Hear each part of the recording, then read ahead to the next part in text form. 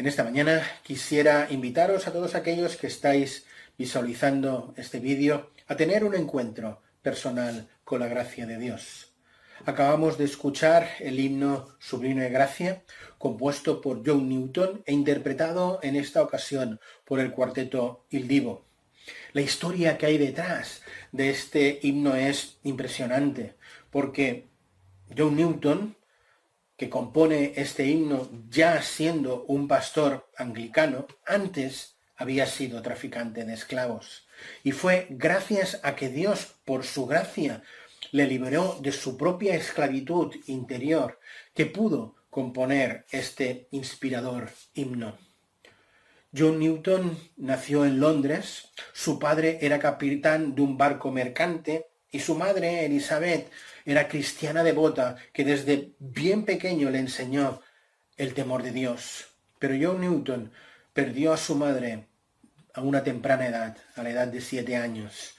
John Newton tuvo una vida muy turbulenta. Desde los 11 años se dedicó a la navegación, al principio acompañando a su propio padre en su barco, después fue guardia marina en la marina inglesa, pero al intentar desertar fue capturado, sentenciado y deportado. Eso le llevó a convertirse en un esclavista y durante muchos años fue capitán en distintos barcos dedicados al tráfico de esclavos, donde destacó precisamente por los abusos y malos tratos que infringía a sus víctimas. John Newton se describe a sí mismo como un ser descreído y depravado. Fue en 1748, frente a las costas de Irlanda, donde su barco lleno de esclavos para ser vendido fue sorprendido por una gran tormenta. Mientras el barco se hundía, John Newton recordó las enseñanzas de su madre y comenzó a encomendarse a Dios. Milagrosamente, su barco pudo quedar a la deriva y logró salvarse. La fecha del 10 de marzo de 1748 le quedará grabada por el resto de su vida, pues aquel momento marcó radicalmente el rumbo de su vida. Según su biografía, fue el recuerdo de aquella noche mezclada con los cánticos de los esclavos africanos que transportaba en su barco, que comenzaron a obsesionarle y que empezó a cuestionarse si él era merecedor de la gracia de Dios, y no entendía cómo Dios había tenido misericordia de un hombre como él, con un pasado como el suyo, con los pecados que él había cometido, y no entendía cómo le había salvado y cómo le había salvado de ese naufragio. John Newton, después de su propia conversión personal y de estudiar teología, se ordenó como pastor anglicano. Y fue a finales de 1772 cuando compuso el poema Sublime Gracia, y lo compuso como una oración para ser leída en el culto de Año Nuevo de 1773.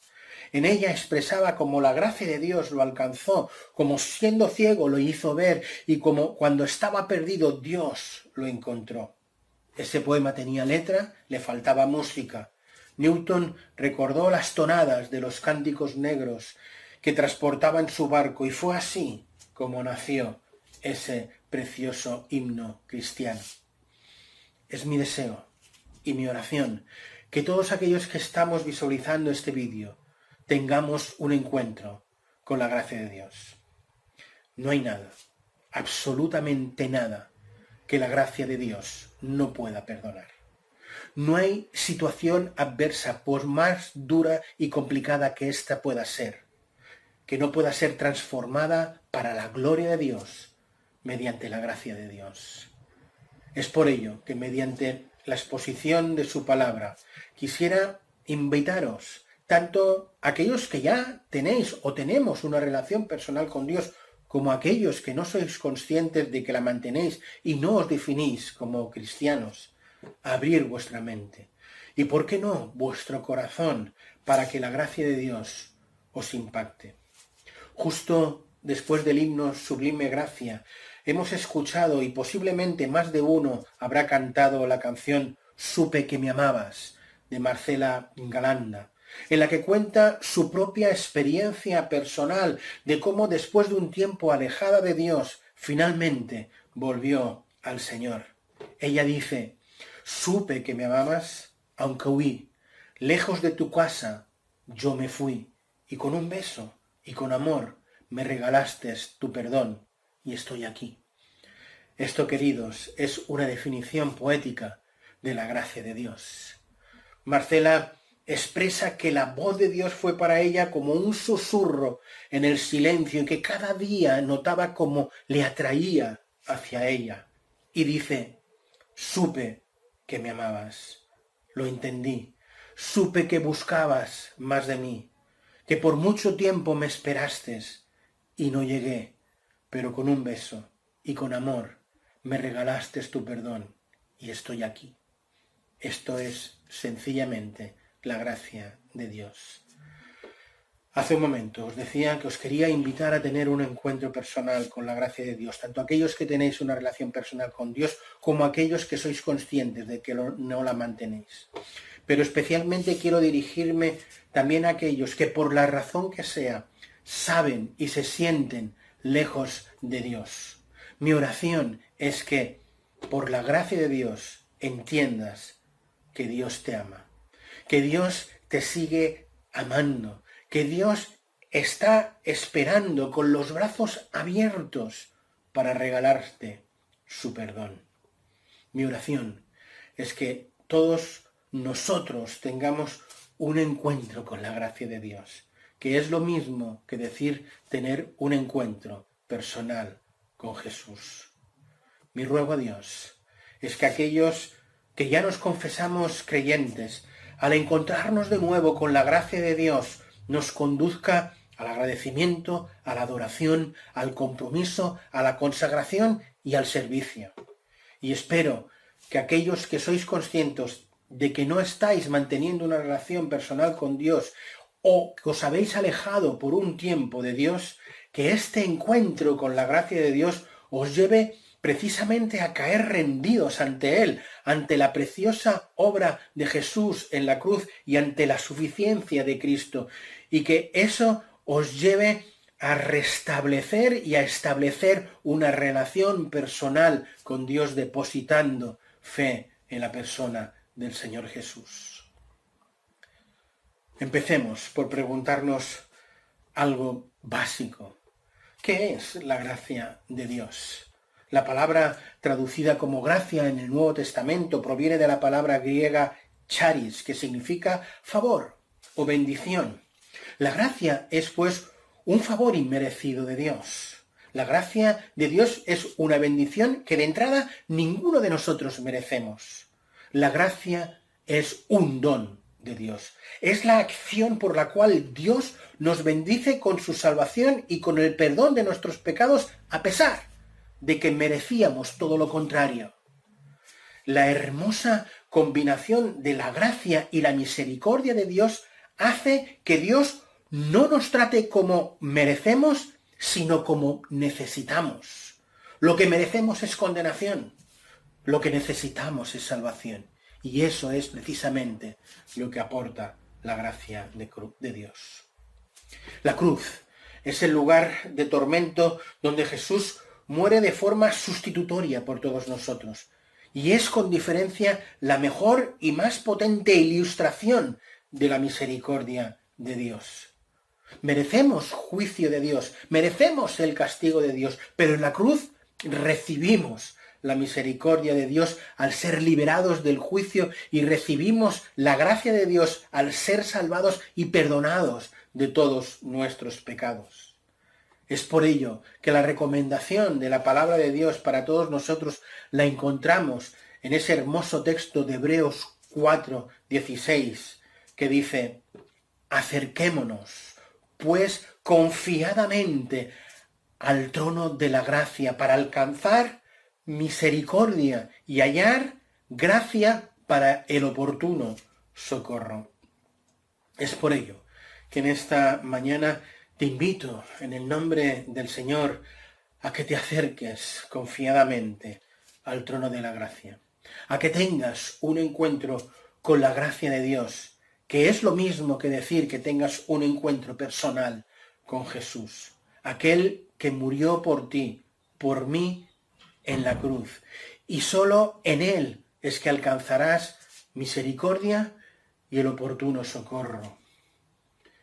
Mirad, para entender perfectamente la gracia de Dios y para valorarla y apreciarla en su medida y apreciar la obra de Jesús en la cruz, hay que entender qué es y qué poder ejerce sobre nosotros una realidad de la cual no nos gusta ni hablar ni pensar: el pecado. No nos gusta hablar del pecado. No nos gusta pensar que el hombre es pecador.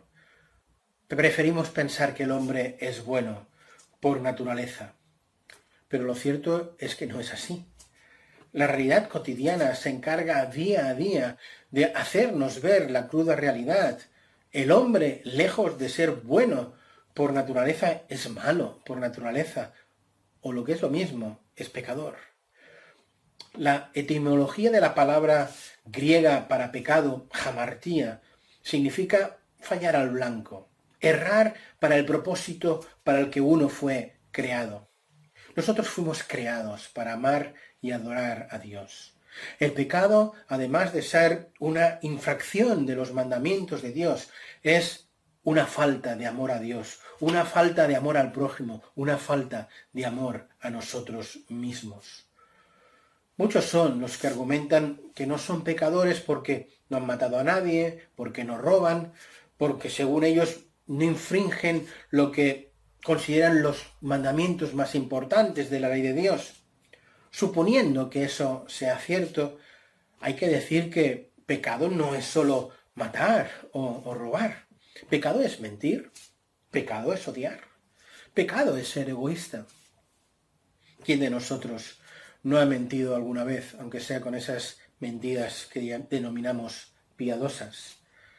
¿Quién de nosotros no ha odiado, no ha albergado odio en su interior?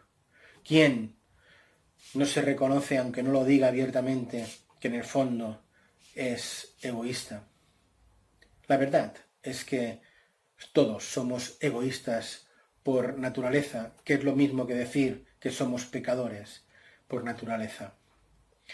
El pecado es el mal que mora en nuestro interior, que nos lleva a ser orgullosos, arrogantes, autosuficientes e insensibles a las necesidades de los que nos rodean. Lo que ocurre es que el pecado es un concepto que nuestra sociedad ha estigmatizado y ha desprestigiado. Hoy en día es políticamente incorrecto hablar del pecado. A nuestra sociedad no le gusta que se hable de pecado y es por ello que le quiere quitar gravedad al asunto y lo quiere trivializar. Pero lo cierto es que el pecado forma parte de nuestra naturaleza interior que tiende hacia el mal y nos aleja de Dios. Y es por ello que necesitamos ese encuentro con la gracia de Dios para que nuestros pecados puedan ser perdonados y nuestra relación con Dios restaurada. Quisiera contaros en esta mañana dos historias de dos personas diferentes que tuvieron un encuentro con la gracia de Dios después de ser conscientes de su propio pecado. La primera historia que os quiero contar es la historia del hijo pródigo. Esta historia del hijo pródigo, del hijo perdido, la encontramos en el Evangelio de Lucas, en el capítulo 15. Esta es la historia de un padre con dos hijos. El padre en la parábola prefigura la persona de Dios. El hijo pródigo, que es el menor de los dos hermanos, representa aquel que de forma decidida quiere vivir su vida de espaldas a Dios, sin saber nada de Dios. Cuenta la historia que el hijo menor se presenta ante su padre para pedirle que en vida le dé la parte de su herencia, pues se quiere marchar de casa y vivir sin tener que rendir cuentas ante el padre. Si hoy, en pleno siglo XXI, esto de pedir la herencia en vida a un padre no es común y no está demasiado bien visto, no os podéis imaginar la falta de respeto, el agravio y la ofensa que ese hijo estaba infringiendo al padre al hacer tal petición. Podríamos decir que este hijo se estaba pasando 7 pueblos con su padre. Pues tal petición era como desearle la muerte al padre. Lo normal ante esta situación es que el padre, además de enfadarse, lo hubiera desheredado, lo hubiera echado de casa. Eso es lo que merecía su comportamiento. Pero no. El Padre, que prefigura la persona de Dios, muestra su inmenso amor, pone de manifiesto en qué consiste la gracia de Dios, tratando a su hijo menor no como se merece, sino como lo necesita. En vez de darle una gran reprimenda, haciéndole ver la gravedad de su falta de respeto y de consideración, no le hace ningún reproche y accede a su petición. Jesús, al contar esta actitud tan sorprendente del Padre, nos está enseñando que Dios respeta el libre albedrío con que dio a los hombres en su día y que respeta el hecho de que tomemos nuestras propias decisiones y de que nos equivoquemos y que tomemos decisiones a veces totalmente desafortunadas y erróneas, como en este caso, pedir la herencia del padre mientras aún vivía para acabar malgastándola. El padre, esto es Dios, decidió tratar al hijo no como merecía, sino como necesitaba, y lo dejó ir con la herencia, a sabiendas de que iba a malgastarla, para que una vez vuelto en sí, pudiera experimentar en sus carnes el amor y la gracia de Dios. Como era predecible, la historia continúa contándonos cómo ese hijo despilforró en fiestas, en prostitutas, en malas compañías, toda la herencia. Y cuando se acabó el dinero, se acabaron también los amigos que le reían las gracias. La parábola sigue de la siguiente manera, y en los versículos 14 al 15 de Lucas podemos leer lo siguiente.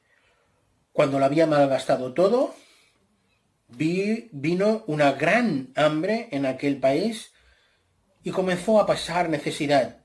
Entonces fue y se acercó a uno de los ciudadanos de aquel país y le mandó a sus campos para apacentar cerdos.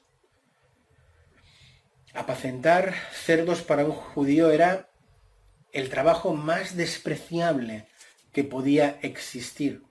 Pero es que allí no acaba su desgracia. El texto sigue diciéndonos: y deseaba llenarse el estómago de las algarrobas que comían los cerdos, pero nadie se las daba. Entonces, volviendo en sí, dijo: ¿cuántos de los trabajadores de mi padre tienen pan de sobra, pero yo aquí padezco de hambre? Me levantaré e iré a mi padre y le diré: Padre, he pecado contra ti y contra el cielo. Ya no soy digno de ser llamado tu hijo. Hazme como uno de tus trabajadores. Y levantándose, fue a su padre.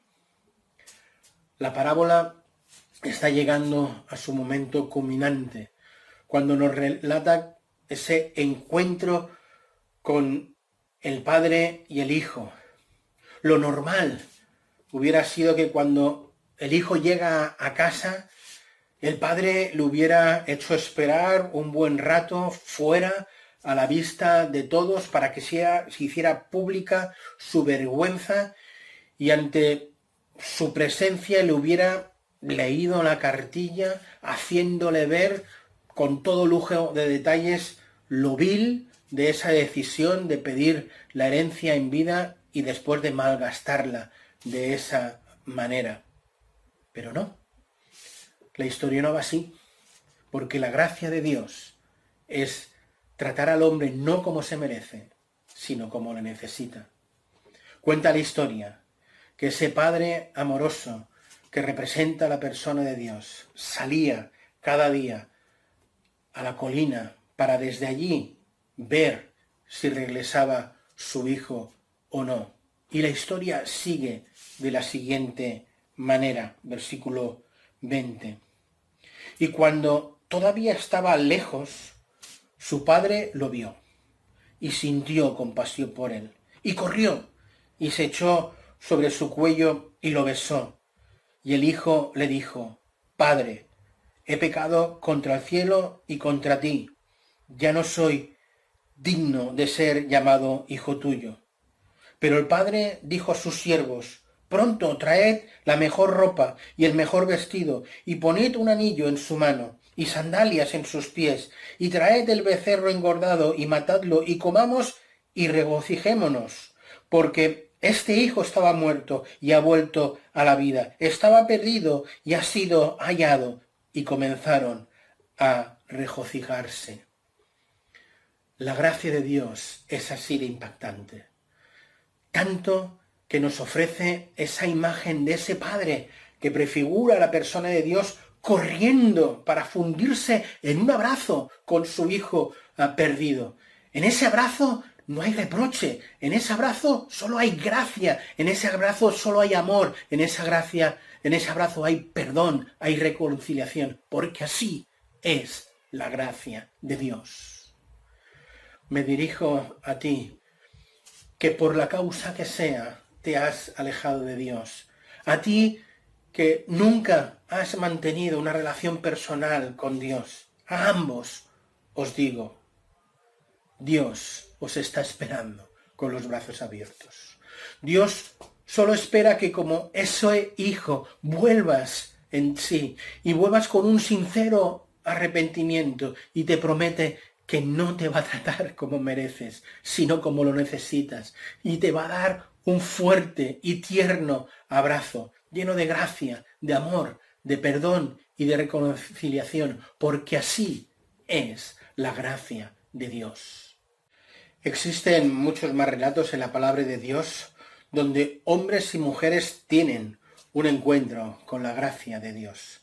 Quisiera terminar esta exposición compartiéndoos el encuentro de la gracia de Dios con el rey David. David fue un gran rey, fue un gran hombre de Dios, esto es, un excelente creyente. Pero también fue un hombre afectado por el pecado, como tú y como yo. Aquellos que nos consideramos creyentes, lo somos porque gracias a la gracia de Dios hubo un día en que tuvimos un encuentro con la persona de Jesús, con la obra del Señor Jesús. Pero a todos aquellos que somos creyentes seguimos teniendo nuestra propia lucha personal con el pecado. La Biblia, por muy revelante y relevante que fuera la persona del rey David, a pesar de que él es uno de los principales personajes del plan de la salvación, no esconde su pecado. No esconde un episodio tan oscuro en su vida como su adulterio con Betsabé y su asesinato de Urías, el marido de Betsabé. Y entre otras muchas razones por lo que lo hace, la palabra de Dios nos muestra ese triste episodio de la vida de David para hacernos ver que cada uno de nosotros, por más y ser creyentes, el pecado sigue afectándonos. Y cómo necesitamos seguir teniendo encuentros con la gracia de Dios. David, en el Salmo 32, expresa de forma poética ese encuentro con la gracia de Dios. Y en el Salmo 51 expresa los pasos que tuvo que dar para experimentar esa gracia de Dios en su vida. Dice el Salmo 32 en sus primeros versículos: cuán bienaventurado es aquel cuya transgresión es perdonada, cuyo pecado es cubierto. Cuán bienaventurado es el hombre en quien el Señor no le culpa de iniquidad, y cuyo espíritu no hay engaño. Mientras callé mi pecado, mi cuerpo se consumió. con mi gemir durante todo el día, porque de día y de noche tu mano pesaba sobre mí, mi vitalidad se desvanecía con el calor del verano. Te manifesté mi pecado y no encubrí mi iniquidad. Dije, confesaré mis transgresiones al Señor, y tú perdonaste la culpa de mi pecado. David, en este salmo, de forma poética, nos cuenta su propia experiencia personal con esa gracia de Dios.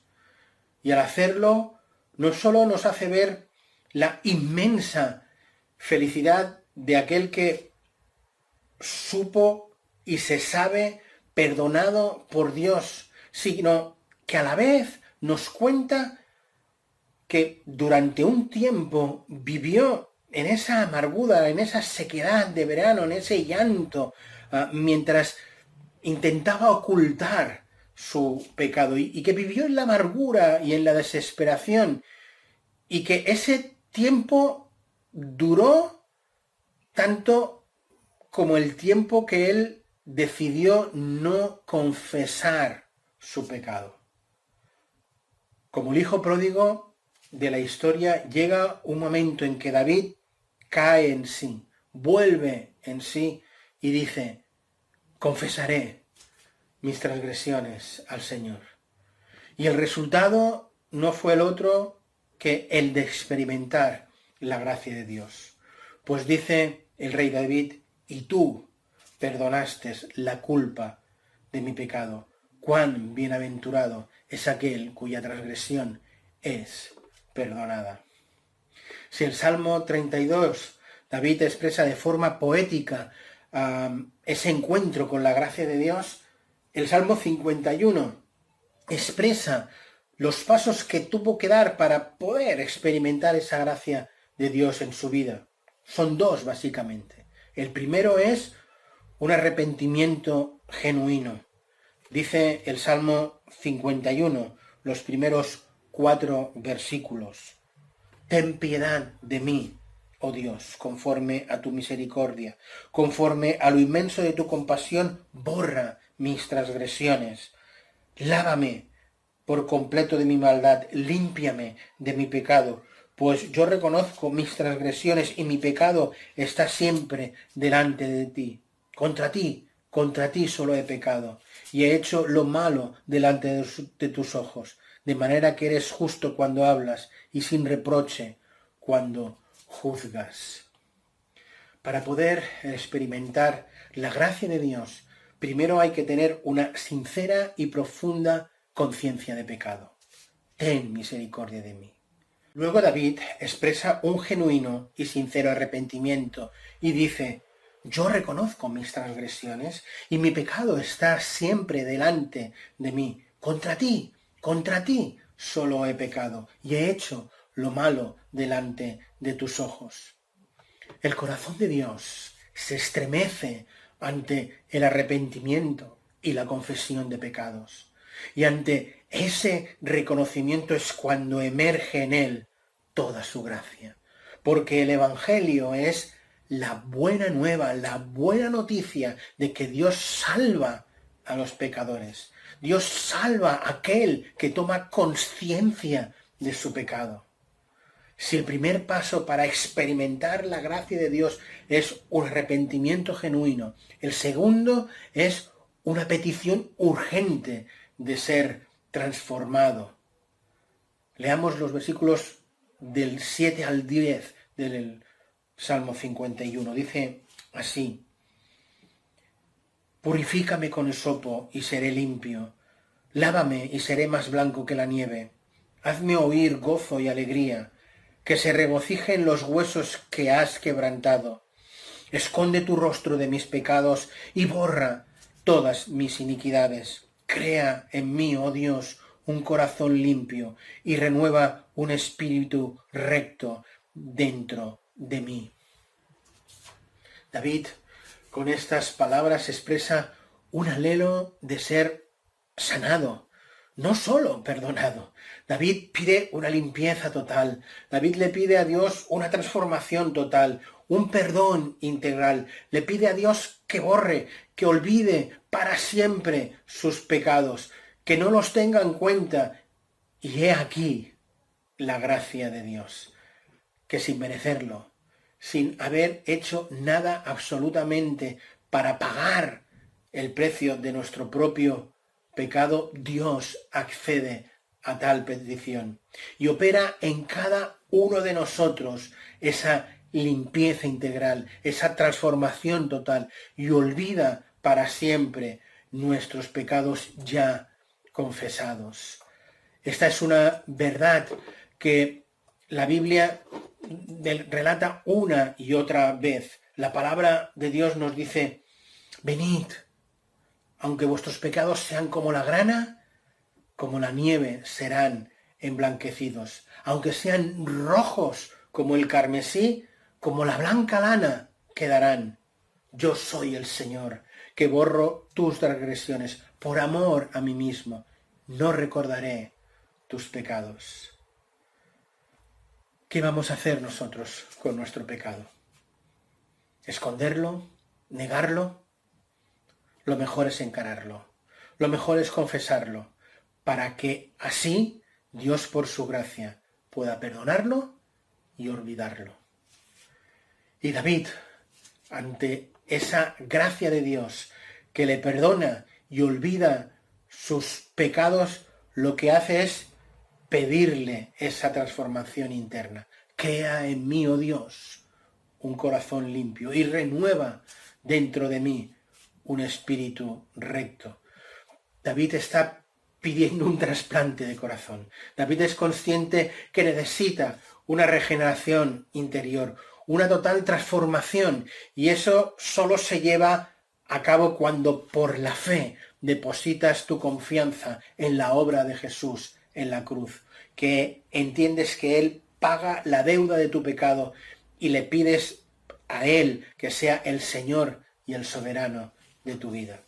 Solo esa decisión de aceptar a Jesús como nuestro Señor y como nuestro Salvador es el que genera en nosotros esa transformación total. Y como dice la Escritura, las cosas viejas pasaron y ahí son hechas todas de nuevo. Al inicio del mensaje os dije que os iba a invitar a tener un encuentro personal con la gracia de Dios. Seas creyente o no lo seas, te hayas alejado de Dios momentáneamente o no. Espero que, sea cual sea tu situación actual ante Dios, hayas tenido tiempo durante la exposición de la palabra de reflexionar sobre tu propia realidad personal. Si eres consciente de que aún no has depositado fe personal en Jesús, espero que hayas tomado conciencia de la necesidad de reconocer tu pecado interior y sobre la necesidad que tienes de reconciliarte con Dios a través del perdón de tus pecados.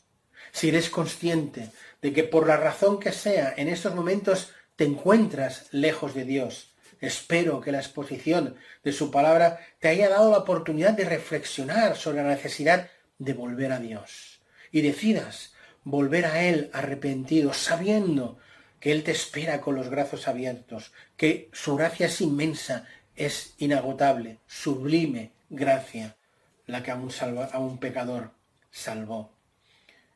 Y si como un servidor te consideras creyente, espero que hayas tomado conciencia de que nuestra lucha con el pecado no ha terminado y que el que crea que está firme, pues que no caiga, que se mantenga. Espero que si como un servidor te consideras creyente, al haber sido expuesto una vez más a la palabra de Dios, a la verdad de la gracia de Dios, te lleve a un deseo de renovar tu compromiso de amarle, servirle y de seguirle.